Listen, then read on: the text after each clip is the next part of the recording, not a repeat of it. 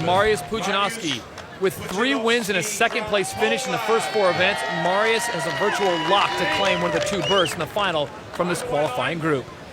Ever since Phil Pfister took his crown away last year in Sanya, China, Mariusz's entire focus has been on this event. He's in unbelievable shape and has shown unreal intensity. Look at the velocity of that barrel. Mariusz powers through the first 5 kegs. Now he's onto the second rack. Throwing where he grabs him, Kaz. That's good strategy. Great technique. This man's got a ton of power. And the first slip up of the entire competition, really, for Mariusz Pudzianowski. He re-grips and he'll have to do it again. You gotta pity that wall. It's getting pounded. 3rd time's the charm. Mariusz almost hits himself with it. Now he's onto the 10th and final keg. And he stops the clock at 47.05 seconds, and a smile on his face. Mariusz Pudzianowski becomes the current leader in the keg toss.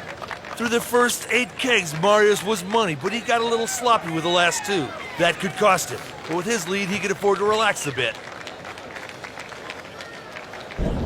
And that brings us to Jani Virtanen of Finland, the champion from 2000, finds himself in a 4th-place tie in the overall standings, but very much in the running to claim a spot in the final. After Mariusz is showing he's all but in the final, now the other 4 guys are competing for 1 position. Johnny's definitely built for this event. He's taking his time, he's methodical, getting a good swing, but he's not going to have a good time. His position is nice, but he's a little too close to the platform. And it cost him there.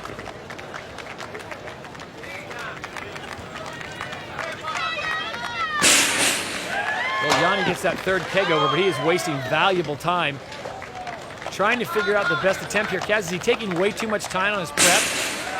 Well, he's just not creating a sense of urgency. Doesn't he know this is a timed event? Well, he will know soon enough, but there's not much explosion there. He needs to put more velocity on those kegs, doesn't he?